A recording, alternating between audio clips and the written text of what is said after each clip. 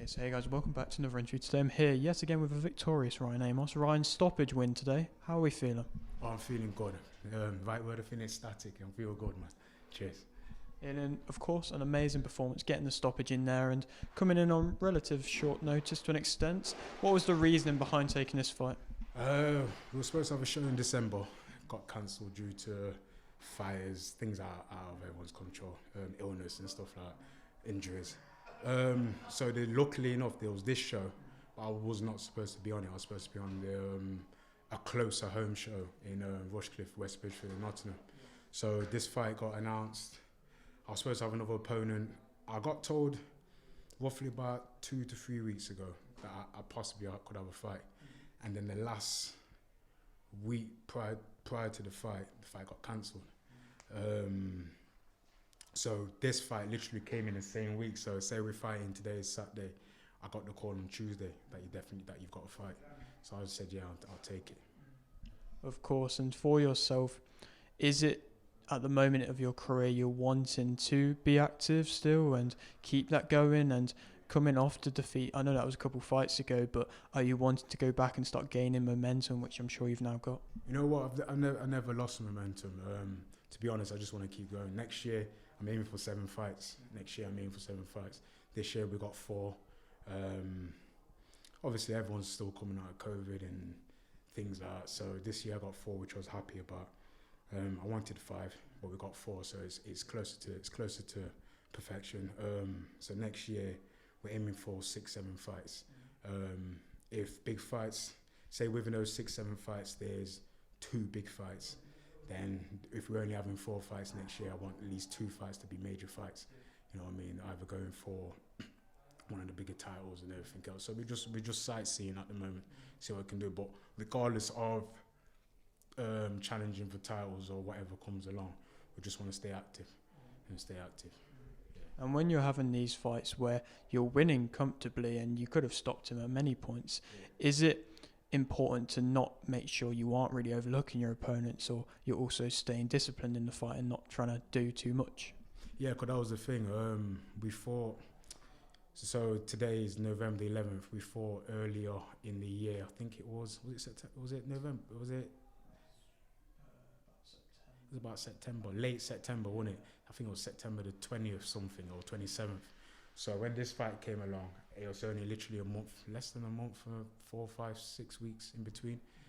I'm happy knowing so. My weight's always down. I'm always ready. I never come out the gym, back in gym Monday. Even train tomorrow, go for a nice run, you know what I mean? So it's a thing where it's like, not even until I reach it and go above and beyond, I'm not going to be stopping. So the only thing that can really stop me if I catch a little cold for a day and I'm out for, you know what I mean, for a day or two, or a little injury, a little niggle.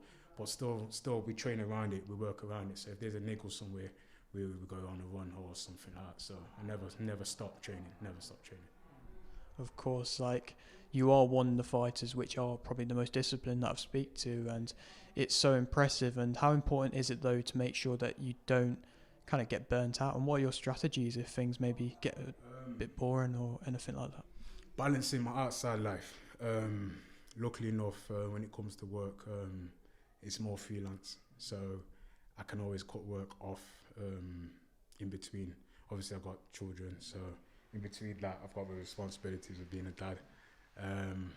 But between that, the balance is great. You know what I mean? I train full time. I got sponsors that have helped me potentially full time. So it's just a bit of juggling, but as long as I can show the people that are supporting me that I'm staying ready and staying disciplined, they're always happy to help me. So, you know what I mean? So what I can give back to them is a good show and show them how disciplined I am. Some of my sponsors, I drive past their house 5 o'clock in the morning, so they see how determined I am and dedicated. So it's a thing where it's like, I like to give back in order, you know, with the people that are happy to be along with me in this journey. I appreciate them tenfold, because it's hard to come by. So as much as they give me, I want to give them back even more. You know what I mean? I know, not even say value for the money, watching me fight and try and get knockouts and trying to entertain. It's not just that. It's actually showing them and showing their children as well. Discipline gets you a long way, because I've got friends that their children want to train with me. You know what I mean? I've got friends that actually train their children as well, and they're around me. So it's just nice. It's just nice to get the feedback, because sometimes it can be a lonely sport. You know, when you're waking up early in the morning, going for a run, and you feel like the world's not even bothered. You know what I mean? You got to do some what's important, but you feel like the world isn't watching you. But I say something like, I'll be back in Clifton, and I jog past a shop, and everyone pops out. Oh, how you doing, Ryan? How's things? I'm so happy what you're doing. So and so looks up to you. Can you write me an autograph? Can you send him a message or send him a birthday message? Those things mean a lot to me. It shows me that I'm not in it on my own. You know what I mean? So I put in everything I can, 110%. Of course, no, it's amazing to see you have that kind of environment, and a lot of fighters, especially at this kind of small hall level, they have to juggle jobs with boxing. Have you ever really struggled with that? Luckily enough, no, because I've always my lucky thing is that I've always kind of been in the sporting industry, so to say. You know what I mean? I got my qualifications as a PT and stuff, so luckily I could juggle around, do certain things, and train people on the side, and run classes and stuff like that. So, and then do nutrition plans. So luckily enough, that's the only thing. Even though it does take time and effort, that's the only thing that that helped me with my main balance and income as well at the time.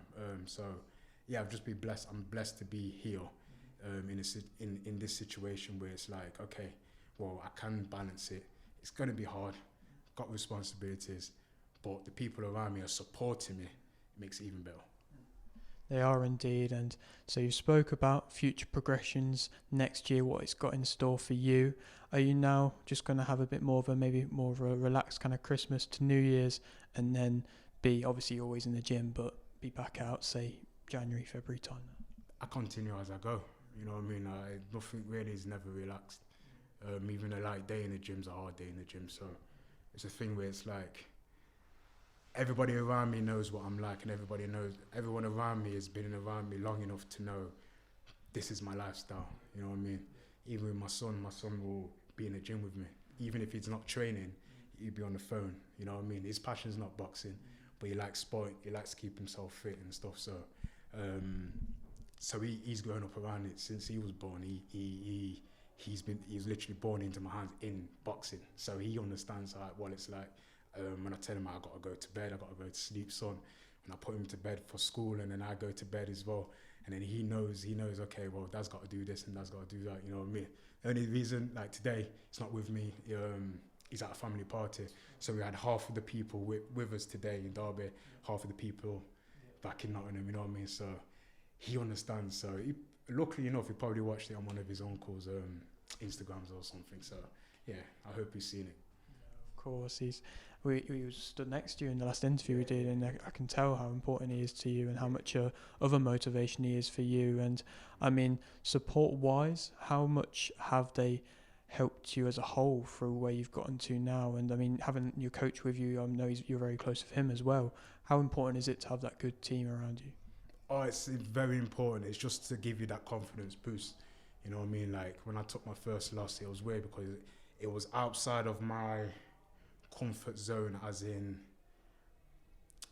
because I'm like, they name me like the small hall king. It's like going into a big environment, which is not my environment, and I came in as the B side. It kind of threw me off. Like I was the champion, but in here you get the reception, but I get in here. And when I went into a match room, I was like, Jesus Christ, bro, I'm a big fish in even a bigger pond now. So it was like, okay, when I got that loss, it was like, okay, I went back home. And funny enough, like I said, I've heard another fighter say it. When you're winning, you phone rings all the time. When you lose, you only got probably about a handful of people that will ring you. And within that situation, I understood what it's like being on one side and what it's like being on the other. So that's why I have to commend these guys, you know, the guys that come in the ring and their opponents. You have to feel some sort of, you have to understand they're getting in the ring and doing a job as well. Some of them can win, some of them do lose, some of them go on the road, some of them do get lucky wins that boost them, and you know what I mean? Everyone's got different journeys, so I gotta congratulate these guys that get in the ring with me, because they're part of my journey as well. You know what I mean? Like as soon as we finished, we speak. You know what I mean? Some people might be upset with stoppages and stuff like that, but we speak. You know what I mean? So there's so many guys that have been on the journey.